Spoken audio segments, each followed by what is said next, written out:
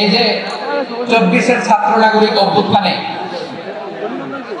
এই অভ্যুত্থান যখন শুরু হয় আমি তখন সাউথ আফ্রিকাতে একটা স্ট্যাটাস দিয়েছিলাম, কোটা নয় গোটা দেশ সংস্কার করা লাগবে। শুধু বাংলাদেশ নয়, সারা বিশ্বের বাংলা ভাষাভাষী লোকেরা এই আন্দোলনের সাথে সমর্থন তারা করেছে, এটাকে সাপোর্ট করেছে, তারা সমর্থন দিয়েছে। আমাদের ইউনাইটেড আরব আমিরাতের বাংলাদেশি ভাইরা তারা সেখানে রাস্তায় নেমে এসেছিল, জানেন? ওইখানে ডেমনস্ট্রেশন করা যায় না, সেখানকার সরকার তাদেরকে যাবজ্জীবন দিয়েছিল। তখন আমাদের এই যে প্রধান উপদেষ্টা ডক্টর মোহাম্মদ ইউনূস সরাসরি G2G বলে, G2G, government to government, G2G, উনি চিঠি লিখলেন যে তাদেরকে, ইউর হাইনেস, এ সম্মানিত আমির, আপনি আমার এই চিঠির কারণে আমার সম্মানে এই 53 জন বাংলাদেশিকে মাফ করে দেন। এই চিঠির বদৌলতে বেকসুর খালাস পেয়ে গিয়েছিল আমাদের ভাইরা, জানেন না এই ঘটনা আপনারা? তাহলে গভর্নমেন্ট টু গভর্নমেন্ট চিঠি দেওয়া হয়। সপ্তম হিজরিতে বিষ্ণু ইসলাম সব সুপার পাওয়ারের কাছে চিঠি দিলেন, রোমান সম্রাটের কাছে, পারস্য অধিপতির কাছে, মিশরের অধিপতির কাছে, সবার কাছে চিঠি লিখলেন। চিঠির ভাষা ছিল এরকম, মিন মুহাম্মাদিন রাসূলিল্লাহ ইলা মুকাওকিস আযীমিল কিবর, মুহাম্মদ রাসূলুল্লাহর পক্ষ থেকে মিশরের বাদশার কাছে, আসলিম তাসলাম, ইসলাম মানে শান্তিতে থাকবা, সালামুন আলা মান ইত্তাবাআল হুদা, শান্তি তার জন্য যে হেদায়েতের অনুসরণ করে। সুবহানাল্লাহ। এই চিঠি অনেকে ভালোভাবে রিসিভ করেছে, অনেকে এই চিঠি পাওয়ার পরে নবীর কাছে আবার ইন রিটার্ন উপহার পাঠিয়েছে। কি পাঠিয়েছে? উপহার। মিশরের বাদশা মুকাওকিস তিনি বিশ্বনবীকে বিশাল এক উপহারের ডালি পাঠিয়েছেন। মিশরের বাদশা মুকাওকিস ছিলেন ধর্মে খ্রিস্টান। লালমনিরহাটের ভাইরা আওয়াজ করে বলেন, মিশরের বাদশা ধর্মে কি ছিল? খ্রিস্টান। কি উপহার দিয়েছিল আমার নবীকে? শুনতে মনে চায়? আওয়াজ নাই লালমনিরহাটের গলায়, শুনতে মনে চায়? 1000 স্বর্ণ মুদ্রা, 1000 স্বর্ণ, 2টা খ্রিস্টান দাসী, একজনের নাম মারিয়া বিনতে শামআন আল কিবতিয়া, আর একজনের নাম সিরিন বিনতে শামআন আল কিবতিয়া। একজন খ্রিস্টান দাস 20 খান কাপড় জামা বানানোর জন্য, আমরা নবী যেন সেলাই করে জামা বানাতে পারে এজন্য 20 খান কাপড়, 20 খান ফাইন গার্মেন্ট। সুবহানাল্লাহ বলবেন না? এরপরে একটা গাধা যেটার নাম ছিল ওফাই, আর একটা কচ্ছর, এটার নাম ছিল দুলদুল। কচ্ছর চিনেন? গাধা আর ঘোড়ার ক্রসিং এ যে প্রাণীটা দুনিয়াতে আসে সেটা কচ্ছর বলে। এই যে সুপার পাওয়ার খ্রিস্টান বাদশার কাছে নবী চিঠি লিখলেন, ওই খ্রিস্টান বাদশা আমার নবীকে উপহার দিল। বিশ্ব নবী এই উপহারগুলো সানন্দে গ্রহণ করেছে। সুবহানাল্লাহ পড়বেন না? তাহলে অমুসলিম কেউ যদি আপনাকে উপহার দেয়, হালাল উপহার বলে আপনি গ্রহণ করতে পারবেন। অনুরূপভাবে পারস্যের বাদশা, রোম সম্রাট বিশ্ব নবীকে উপহার পাঠিয়েছেন, আমার নবী সবগুলো উপহার গিফট গ্রহণ করেছেন। সুবহানাল্লাহ বলেন। তাহলে প্রিয় লালমনিরহাট আওয়াজ করে বলুন, ইসলাম কি ন্যারো মাইন্ডেড রিলিজিয়ন না ব্রড মাইন্ডেড? আম্মা জান আয়েশার কাছে মাসালা জানতে চায় মেয়েরা, হে আম্মা জান, অগ্নি উপাসকেরা তাদের ঈদের দিন নওরোজের সময় আমাদেরকে পাখি দেয়, নেওয়া যাবে? উনি বললেন, ওরা জবাই করে দিলে নেওয়া যাবে না, কিন্তু ওরা যদি ফল মূল এরকম খাবার দেয় এগুলো নেওয়া যাবে। তার মানে অমুসলিমদের দেয়া উপহার এটা গ্রহণ করা যায়। সুবহানাল্লাহ বলেন। শুধু তাই নয়, বিষ্ণু ইসলাম অমুসলিমদের সাথে আর্থিক লেনদেনও করেছে, ফিনান্সিয়াল ডিলিং করেছে। অমুসলিমদের সাথে প্রয়োজনে আপনি ফিনান্সিয়াল ডিলিং করতে পারেন। আমরা প্রায় দেখি বাজারের মিষ্টির দোকানগুলো আমার হিন্দু ভাইদের। লালমনিরহাটে মিষ্টির দোকান, দইয়ের দোকান কারা চালায়? তারপরে যে বারবার শপ, চুল কাটার যে নাপিত, অধিকাংশ নাপিতের দোকানে কারা? আমার হিন্দু ভাইরা। আপনি চুল কাটতে পারবেন কিনা? পারবেন কিনা বলেন? পারবেন। তার দোকান থেকে দই মিষ্টি কিনতে পারবেন কিনা? হ্যাঁ, আমার মুসলিম ভাইয়ের দোকান থাকলে ওইটার আমি বেশি প্রায়োরিটি দিব, ঠিক কিনা? কিন্তু যদি তাদের সার্ভিস নিতে চান, প্রোডাক্ট নিতে চান, পারবেন। তার দলিল সহিহ বুখারী, আম্মা জান আয়েশা রাদিয়াল্লাহু তাআলা আনহা বলেন, ইশতারা রাসূলুল্লাহ সাল্লাল্লাহু আলাইহি ওয়াসাল্লাম মিন ইয়াহুদিয়্যিন তুআমান ওয়া রাহানাহু দিরআহু বিল হাদীদ। রাসূল সাল্লাল্লাহু আলাইহি ওয়াসাল্লাম এক ইহুদির কাছ থেকে, কার কাছ থেকে? সবাই বলে নাই। কার কাছ থেকে? আমার নবী, প্যারা নবী এক ইহুদির কাছ থেকে জব কিনেছিল, জব, বার্লি, যেটা দিয়ে রুটি বানায়।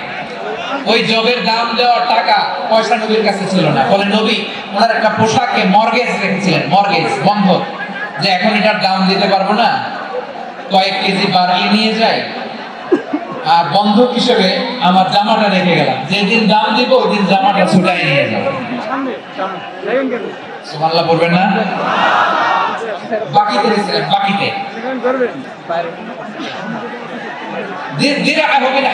লোহার তৈরি বর্ম, মানে যুদ্ধের পোশাক, লোহা দিয়ে বানানো। বিষ্ণু বললেন কয়েক কেজি জব দাও, টাকাটা পরে দিব, এখন টাকা নাই, বন্ধক হিসেবে, মর্গেজ হিসেবে আমার জামা রেখে গেলাম, যখন টাকা দিব জামা ছুটাই নেই। আওয়াজ করে বলতাম সুবহানাল্লাহ।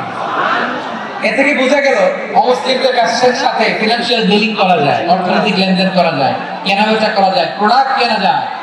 এমনকি আমাদের মসজিদে নববীতে বারান্দায় আপনারা একটা অটোমেটিক ফ্লাইং আমব্রেলা দেখছেন? সূর্য যখন বাড়ে মসজিদে নববীর বারান্দায় ইয়ার্ডের মধ্যে অটোমেটিক্যালি কিছু আমব্রেলা আছে, সা করে খুলে যায়, আর সূর্যের তাপ লাগে না। আবার সন্ধ্যাবেলায় এই আমব্রেলা গুলো ওরা ক্লোজ করে ফেলে, দেখেন নাই না? দেখছেন? এই মসজিদে নববীকে সর্বোচ্চ উন্নত মানের কনস্ট্রাকশন ইনফ্রাস্ট্রাকচার ডেভেলপ করার জন্য কর্তৃপক্ষ কিছু অমুসলিম ইঞ্জিনিয়ারের, ডিজাইনারের সহায়তা নিয়েছিল। সুবহানাল্লাহ বলেন। কোন দলিলের ভিত্তিতে? এই দলিলের ভিত্তিতে বিষ্ণু ঈসা ইসলাম অমুসলিমদের সাথে লেনদেন করেছেন। আওয়াজ করে বলতে হবে আল্লাহু আকবার। শুধু তাই নয়, ইন কেস অফ ইমার্জেন্সি, প্রয়োজনে ইসলামের খাতিরে, ইসলামকে সামনের দিকে এগিয়ে নিয়ে যাওয়ার জন্য অমুসলিমদের সাপোর্ট নেওয়া জায়েজ আছে। সুবহানাল্লাহ বলেন। অমুসলিমদের সাপোর্ট নেওয়া, তাদের থেকে অর্থ নেওয়া, পলিটিক্যাল সাপোর্ট, পলিটিক্যাল অ্যাসাইলাম নেওয়া যায়। আমাদের অনেক বিশ্ববরেণ্য দায়ীরা আমেরিকায় অস্থায়ীভাবে অ্যাসাইলাম নিয়ে থাকে, নিজের দেশে গেলে ফাঁসিতে ঝুলাই দিবে। যুগ যুগ ধরে দায়ীদের উপরে এরকম অত্যাচার আর নির্যাতন আছে না নাই? মিশরের অনেক দায়ীরা পাশ্চাত্যে যেয়ে থাকে। এই যে তারা পলিটিক্যাল অ্যাসাইলাম নিয়ে থাকে, রাজনৈতিক আশ্রয়, এটা জায়েজ আছে না? এটা যে জায়েজ আছে তার প্রমাণ স্বয়ং বিশ্বনবী সাল্লাল্লাহু আলাইহি ওয়াসাল্লাম পলিটিক্যাল সাপোর্ট নিয়েছিলেন মুসলিমদের কাছ থেকে। সুবহানাল্লাহ বলেন। খুব মজাদার একটা ঘটনা শুনবেন, আপনাদের আগ্রহ দেখে তো মনে হয় না শোনার ইচ্ছা আছে? আছে আছে, গলায় জোর আছে। লিল্লাহি তাকবীর, লিল্লাহি তাকবীর, নারে তাকবীর। মাশাআল্লাহ।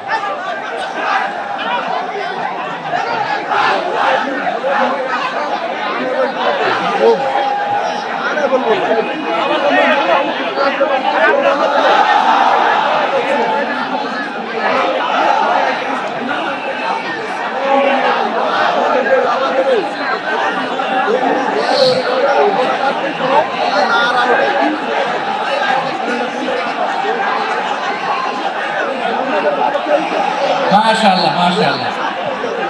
কেমন কেমন আমার ভাইরা, বিশ্বনবীর বয়স তখন প্রায় 51 বছর। কত বছর? বিশ্বনবীর সবচেয়ে কাছের মানুষ খাদিজা রাদিয়াল্লাহু তাআলা ইন্তেকাল করেছেন। বিশ্বনবী বড় কষ্ট পেলেন, হৃদয়টা থেকে কাঁদলেন। যিনি ঘরের ভেতরে বিশ্বনবীকে সান্ত্বনা দিতেন, ভালোবাসা দিতেন, বাইরে গেলে কুরাইশরা বকাঝকা করে, অত্যাচার করে, কিন্তু আম্মা জান খাদিজা রাদিয়াল্লাহু এমন শান্তির নীড় বানায় রেখেছেন, এই ঘরের ভিতরে ঢুকলে বিশ্বনবীর কলিজাটা ঠান্ডা হয়ে যেত। এজন্য রব্বুল আলামিন বলেন, খাদিজা, ও আমার বান্দি খাদিজা, জান্নাতে এমন স্পেশাল একটা ঘর আমি তোমার জন্য রেডি করে রেখেছি। ওই ঘরের মধ্যে কোনো আওয়াজ নাই, ওই ঘরের মধ্যে কোনো নয়েজ নাই, ওই ঘরে কোনো বিশৃঙ্খলা নাই। কারণ মক্কার জমিনে আমার নবী কুরাইশদের বিশৃঙ্খলা, নয়েজ আর ঝামেলাগুলোকে উপেক্ষা করে যখন তোমার ঘরের ভিতরে ঢুকতো, ঘরটাকে তুমি শান্তির নীড়, ঠান্ডা, নীরব, নিস্তব্ধ, নিঝুম আর শান্তির নীড় বানিয়ে রেখেছো। এজন্য জান্নাতে স্পেশাল একটা শান্তির নীড় আমি তোমাকে উপহার দেব। ওই প্রিয়তমা স্ত্রী খাদিজা ইন্তেকাল করেন, বিশ্বনবীর হৃদয় ভেঙে কাঁদতেন। আবার ওনার চাচা আবু তালেব ইন্তেকাল করলেন, যিনি পলিটিক্যাল শেল্টার দিতেন। আবু তালেবের ভয়ে, বিশ্বনবীর এই চাচার ভয়ে কোন মুশরিক নবীর গায়ে হাত দেওয়ার সাহস পায় না। এখন স্ত্রীও নাই, চাচাও নাই, নবীকে আশ্রয় দেওয়ার কেউ নাই। নবীর চারদিকে অন্ধকার, নবী এখন চলে যাবেন। আমার পেয়ারা নবী আপনি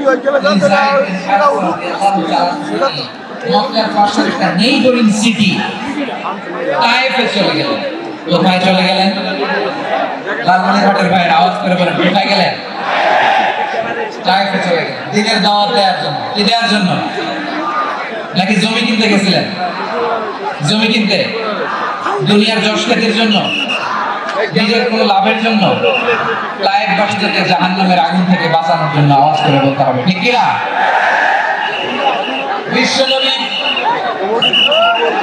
বিশাল মরুপথ, পাহাড়ি পথ পাড়ি দিয়ে তায়েফের মরুজমিনে গেলেন কোরআনের দাওয়াত নিয়ে, ইমানের দাওয়াত নিয়ে। কিন্তু তায়েফের লোকেরা বিশ্বনবীর দাওয়াতকে শুধু প্রত্যাখ্যান করেই থামে নাই, তারা বিশ্বনবীর সাথে অত্যন্ত খারাপ আচরণ করেছে। বিশ্বনবীকে শারীরিকভাবে হেনস্থা করেছে, আমার নবীকে শারীরিকভাবে অত্যাচার করেছে, আমার পেয়ারা নবীর গায়ে পাথর ফেলেছে, বিশ্বনবীর গা বেয়ে ঝরঝর করে রক্ত করেছে, নবী জমিনের মধ্যে লুটিয়ে পড়েছে, আবার মেরেছে, আবার নবী হাঁটতে শুরু করে পেছন থেকে আবার মেরেছে, আবার নবী রক্তাক্ত হয়ে জমিনের মধ্যে লুটিয়ে পড়লেন, আবার মেরেছে। বিশ্বনবীর মতো এত সুশ্রী মানব, বিশ্বনবীর মতো এত শুভ্র মানব, বিশ্বনবীর মতো এমন চমৎকার দিয়ে রব্বুল আলামিন কাউকে বানান নাই। এরকম চমৎকার মানুষটাকে তারা তায়েফের ওই জমিনে রক্তাক্ত করেছে। বিশ্বনবী দুনিয়ার কোনো স্বার্থের জন্য সেখানে যান নাই, নিজের কোনো লাভের জন্য, প্রাপ্তির জন্য যান নাই, তায়েফবাসীদের জাহান্নামের আগুন থেকে বাঁচাতে গিয়েছে। ঠিক কিনা বলে? কে না কে দিন প্রচারের কাজে নিজেকে দিয়েছ বিলিয়ে, তায়েফের কাফিরেরা চিনল না সে আলো, দুষ্ট ছেলেদের পিছু দিল লেলিয়ে, পাথরের আঘাতে ক্ষত বিক্ষত হয়ে সারা শরীর থেকে রক্ত ঝরে। হে রাসূল তোমাকে ভুলি আমি কেমন করে, হে রাসূল তোমাকে ভুলি আমি কেমন করে। পারেন না আপনারা? ধরুন আমার সাথে। হাজার ব্যথা বেদনার পরে ফিরে আসনি তুমি আপন ঘরে, দিনের আলো তুমি ছড়িয়ে দিতে চলে গেলে মদিনায় মক্কা ছেড়ে। হে রাসূল তোমাকে ভুলি আমি কেমন করে, হে রাসূল তোমাকে ভুলি আমি কেমন করে। ঠিক কিনা বলে?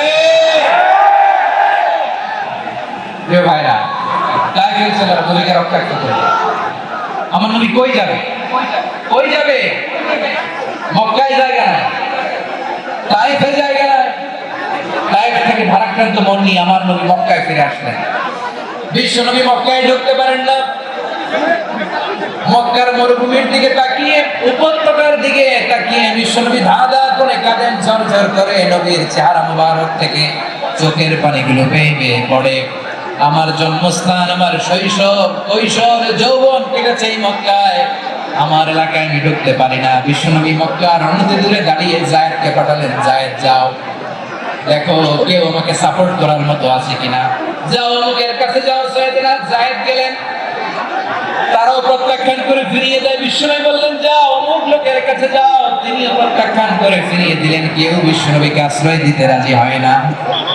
নিজ জন্মভূমিতে বিতাড়িত বিশ্বনবী, সর্বশেষ বিশ্বনবী বললেন যাও মুতঈম ইবনে আদির ঘরে যাও। মুতঈম ইবনে আদি মুশরিক, তার কাছে যাও। গেলেন, মুতঈম ইবনে আদি রাজি হয়ে গেল। সুবহানাল্লাহ বলেন। দেখেন অনেক বিপদের সময় আমি নিজে সাক্ষী, সামাজিক ভাবে, রাজনৈতিক ভাবে কত ঝঞ্ঝা, কত ষড়যন্ত্র, কত কনস্পাইরেসি বাড়িতে আমাদেরকে সামনে এগিয়ে যেতে হয়। এই শত্রুদের ভেতরেও একজনকে দাঁড় করিয়ে দেয় যে আল্লাহর কোরআনের জন্য রেডি হয়ে যায়। করেন সুবহানাল্লাহ। মুতঈম ইবনে আদি, আল্লাহ তার মনকে নরম করে দিলেন। মুতঈম বলে, মুহাম্মদ আমি তোমাকে আশ্রয় দেব। তার দুই ছেলেকে পাঠালেন, যাও খোলা তলোয়ার নিয়ে, স্কর্ট দিয়ে, গার্ড অফ অনার দিয়ে মুহাম্মদকে মক্কায় ঢোকাবার বলো, আমি আমান দেব। আমান কি দিব? আমান মানে সিকিউরিটি, নিরাপত্তা। সিকিউরিটি ছাড়া, আমান দেওয়া ছাড়া কেউ থাকতে পারতো না মক্কায়। দুই ছেলে বিষ্ণু ইসলামকে নিয়ে আসলো। নবী কাবার চারদিকে তাওয়াফ করলেন, নামাজ পড়লেন। আবু জাহেল, উতবা, শাইবা, ওয়ালিদ ইবনে মুগীরা সবাই দেখে, কেউ কিছু করতে পারে না। কারণ মুতঈম ইবনে আদি ঘোষণা দিয়েছেন, আমি মুহাম্মদকে আমান দিয়েছি, মুহাম্মদের গায়ে যেন কেউ স্পর্শ না করে। আওয়াজ করে পড়েন সুবহানাল্লাহ। নবীর এই বিপদ কালে মুহূর্তে মুতঈমের হৃদয়টারে নরম করে দিল কে? আচ্ছা লালমনিরহাটের ভাইয়েরা বলেন, এই মুতঈম কি মুসলিম ছিল না মুশরিক? সবাই বলতে হবে মুসলিম না মুশরিক?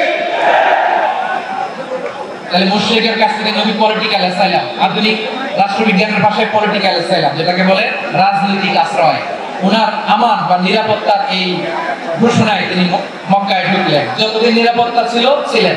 মুতঈম যখন মারা গেল, বিষ্ণু ইসলাম হিজরত করে মদিনায় চলে গেলেন। সুবহানাল্লাহ। কিন্তু মুতঈম যে বিশ্বনবীর উপকার করছে এটা বিশ্বনবী বলে নাই।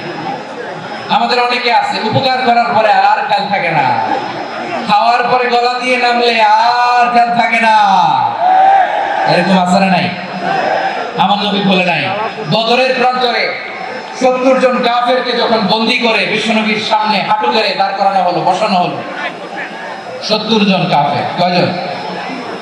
বিশ্বনবী তাদের দিকে তাকিয়ে বললেন, সহিহ বুখারীর বর্ণনা, লাউ কানাল মুতঈম ইবনে আদি হাইয়ান সুম্মা কাল্লামানি হাউলাঈ নাতনা লা তারাকতুহুম লাহু।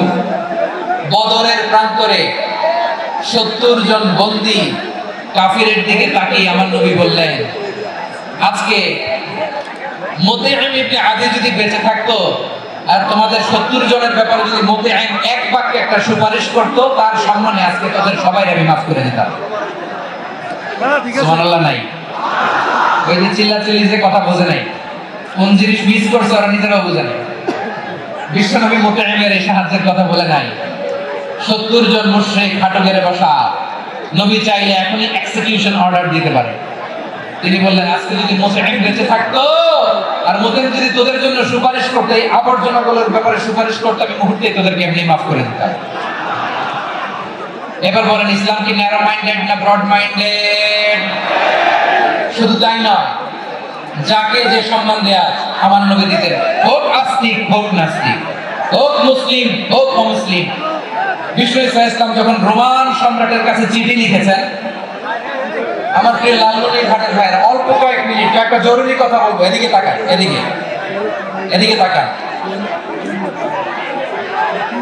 রোমান সম্রাটের কাছে বিশ্বনবী যখন চিঠি লিখলেন, মিন মুহাম্মদ রাসূলুল্লাহ ইলা হিরাকলা আযীমির রোম। মুহাম্মদের পক্ষ থেকে হিরাক্লিয়াসের কাছে, যিনি হচ্ছেন আযীমির রোম। এটা নবী নিজ থেকে বানায় লিখছেন অতিরিক্ত সম্মান দিয়ে। কোন রাষ্ট্রপ্রধান যখন আসে তাদেরকে আমরা কি বলি জানেন?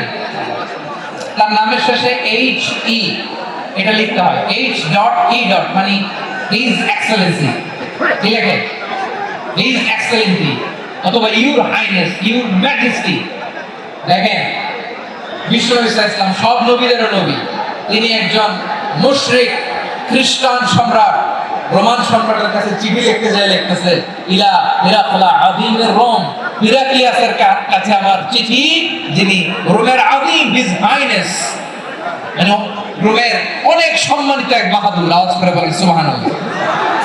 তার মানে যাকে যে সম্মান দেয়ার এটা বিশ্বনবী দিতেন। এমনকি যে ইহুদিরা ভালো ছিল, এই ইহুদিদেরও প্রশংসা করেছেন বিশ্বনবী মুহাম্মদুর রাসূলুল্লাহ সাল্লাল্লাহু আলাইহি ওয়াসাল্লাম। এক ইহুদির প্রশংসা করেছেন বিশ্বনবী। ইহুদি কার? আমি তো আমার ভাইয়ের প্রশংসা করি না, আমি তো এক আলেম আরেক আলেমকে স্পেস দেই না, আমি তো এক দায়ী আরেক দায়ীর সাথে বসতে চাই না। আমার নবী ইহুদির প্রশংসা করে। কার প্রশংসা? ওই ইহুদির নাম ছিল মুখাইরিক। সিরাত গ্রন্থ ঘাটলে পাবেন। তিনি বলেছেন, মুখাইরিক খাইরু ইয়াহুদ, Mukhayriq is the best of the Jews. জুইসদের মধ্যে সে সবচেয়ে ভালো। কেন প্রশংসা করলেন তার? এর কারণ মদিনা চার্টারে কথা ছিল সব ধর্মের মুসলিম, মুশরিক, ইহুদিরা মিলে মদিনাকে রক্ষা করবে। কিন্তু তৃতীয় হিজরিতে যখন উহুদের যুদ্ধ শুরু হলো, সবার কথা ছিল যেই আক্রমণ করে আমরা মদিনাকে বাঁচাবো। কোন শহরকে বাঁচাবো? মদিনাকে। কিন্তু কুরাইশরা যখন অ্যাটাক করলো, ইহুদিরা আর আসে না, ইহুদিরা আর বেরোয় না। বিষ্ণু বললেন, ওহে ইহুদিরা, তোমরা না চুক্তি করলে আমার সাথে মদিনা বাঁচাতে সবাই ঝাঁপিয়ে পড়বে, আসো। একটা ইহুদিও বেরোয় না, কেউ আসে না এসেছে, একজন ছাড়া, তার নাম বুখাইরে। তার নাম কি? বুখাইরে বাহাদুরের মতন ঘোড়সওয়ার হয়ে বেরিয়ে গেলেন এবং বললেন, গোটা ইহুদি সাম্রাজ্যের একজনও যদি না আসে, আমি বুখাইরেকে কেউ ঘরে আটকে রাখতে পারবে না। বেরিয়ে আসলেন, এসে বললেন, আমি মুহাম্মদের পক্ষে যুদ্ধ করব। আমি মারা গেলে আমার সম্পদ আমার উত্তরাধিকারীরা পাবে না, আমার সম্পদ তোমরা মুহাম্মদকে দিয়ে দিবা। সুবহানাল্লাহ। উহুদের ময়দানে 70 জন মুসলমান শহীদ হলো। এই ইহুদি সেও মুসলমানের পক্ষে যুদ্ধ করে নিহত হলো। সুবহানাল্লাহ। মুসলিমদের লাশ যখন নিয়ে আসা হলো, এই মুখাইরিকে লাশ নিয়ে আসা হলো। মুসলিমদের লাশের পাশে মুখাইরিকে লাশ দেখে বিশ্বনবী মুখাইরিকের প্রতি অনেক খুশি হলেন। আর বিশ্বনবী খুশি হয়ে বললেন, মুখাইরিক খায়রুল ইয়াহুদ, মুখাইরিক যদিও তুমি ইহুদি, তারপরে তুমি সব ইহুদিদের মধ্যে সেরা ইহুদি। পড়েন সুবহানাল্লাহ।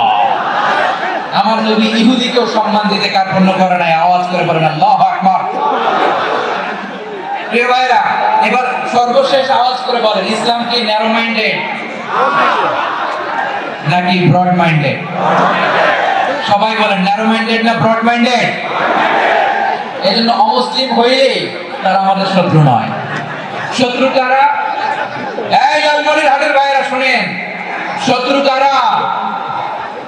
যে সমস্ত অমুসলিম আমাদেরকে নিশ্চিহ্ন করে দিতে চায়, যে সমস্ত অমুসলিম আমাদের ভূখণ্ড থেকে আমাদেরকে তাড়িয়ে দিতে চায়, যে সমস্ত অমুসলিম আমার ধর্ম নিয়ে তুচ্ছ-তাচ্ছিল্য করে, চিল্লায় বলেন ঠিক কিনা? তারা আমাদের শত্রু। সাধারণ অমুসলিমরা আমার শত্রু নয়। এই যে হিন্দুরা থাকে, এরা আমার ভাই, বৌদ্ধরা আমার ভাই, খ্রিস্টানরা আমার ভাই, ইহুদিরা আমার ভাই।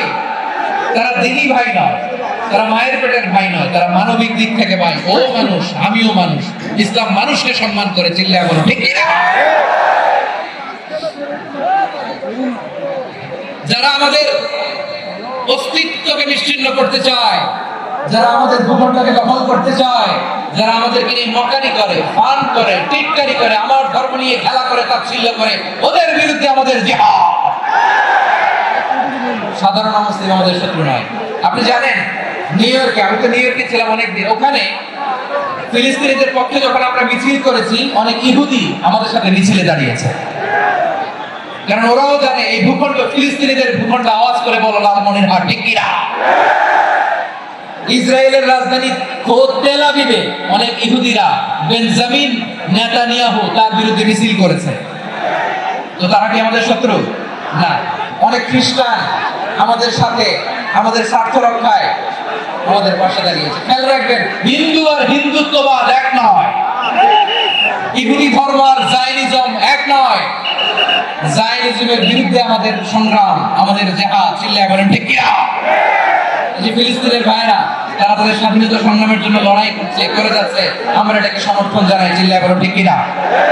কাশ্মীরের ভাইরা স্বাধীনতার জন্য সংগ্রাম করছে, আমরা সেই সংগ্রামকে সমর্থন জানাই, আওয়াজ করে বলো ঠিক কিনা? যারাই আমাদের ইসলামকে নিশ্চিহ্ন করতে চায়, তাদের বিরুদ্ধে আমাদের সংগ্রাম, আওয়াজ করে বলতে হবে ঠিক কিনা? ওই সমস্ত দুর্বৃত্তদের সাথে আমাদের কোনো সম্পর্ক নাই। আমরা যদি ঐক্যবদ্ধ থাকতে পারি, ওই দুর্বৃত্তরা চান্স পায় না। আমরা ঐক্যবদ্ধ থাকতে রাজি আছি। লালমনিরহাটের ভাইরা, আমরা ঐক্যবদ্ধ থাকলে ওই দুর্বৃত্তদের কালো হাত ভেঙে দিতে আমাদের সময় লাগবে না। তাদের কালো হাত ভেঙে দিতে রাজি আছে মুসলমান? কারা কারা রাজি? তো হাত তুলে দেখা।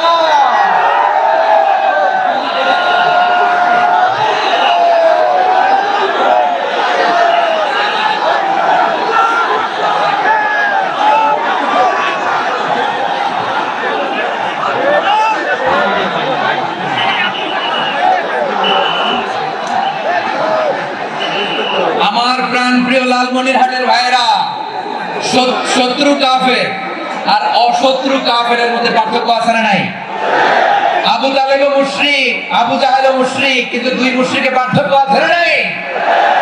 আবু তালেব নবীর চাচা মুশরিক, মারা গিয়েছে মুশরিক অবস্থায়, কিন্তু আজীবন আমার নবীকে আগলে রেখেছে, আমার নবীকে সাপোর্ট করেছে, ভালোবেসেছে।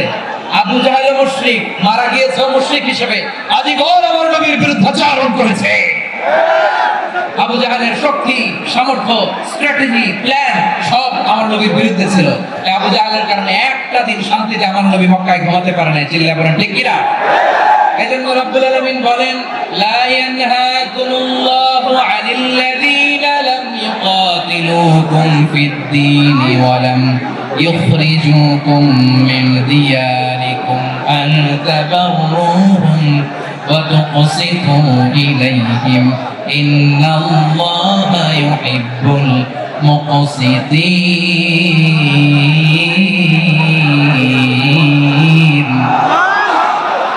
আল্লাহ বলে, গোলামেরা শোনো শোনো, যে সমস্ত অমুসলিম তোমাদের সাথে ধর্মযুদ্ধে লিপ্ত হয় না, তোমাদের বিরুদ্ধে যে সমস্ত মুসলিম অস্ত্র ধরে না, যে সমস্ত মুসলিম তোমাদেরকে তোমাদের জন্মস্থান থেকে, ভূখণ্ড থেকে তাড়িয়ে দেয় না, তাদের সাথে ভালো আচরণ করতে আমি আল্লাহ নিষেধ করি নাই।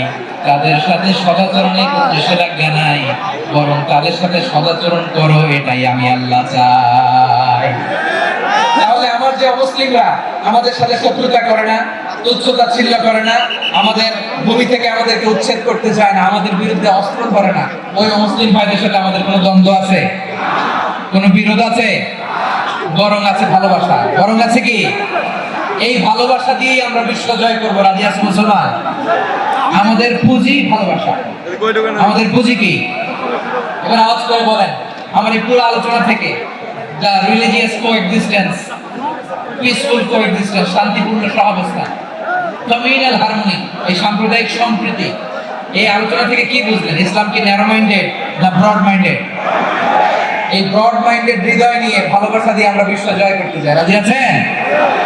আল্লাহ কবুল করুক, আমরা সবাই পড়ি আমিন। লালমনিরহাটের জেলা স্টেডিয়ামে আমার প্রিয় মায়েরা, বোনেরা, আপনাদের জন্য একটা হাদিস বলে শেষ করব। বিশ্বনবী বলেন, আমার মায়েরা খেয়াল করে শুনুন, বিশ্বনবী আপনাদের উদ্দেশ্য করে বলেন, আল মারআতু ইযা সাল্লাত খামসাহা ওয়া সামাত শাহরাহা হাফিজাত ফুরুজাহা আতাআত বা'দাহা ফালতাদখুল মিন আইয়ি আবওয়াবিল জান্নাতি শাআত। বিশ্বনবী বলেন, ও রমণীরা, ও নারীরা, যে সমস্ত নারী এই চারটা কাজ করবে, এই চারটা কাজের গ্যারান্টি দিবে, তাদেরকে জান্নাতের 8টা দরজার গ্যারান্টি দেয়া হবে।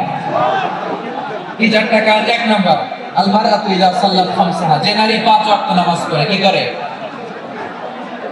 জেলা স্টেডিয়ামে অবস্থানরত আমার নারীরা, বোনেরা, বিশ্বনবী আপনাদেরকে চারটা কাজের কথা বলেছেন, খুব বেশি না, চারটা করলে 8 জান্নাতের দরজা সব খোলা। কোনটা দিয়ে যাবে?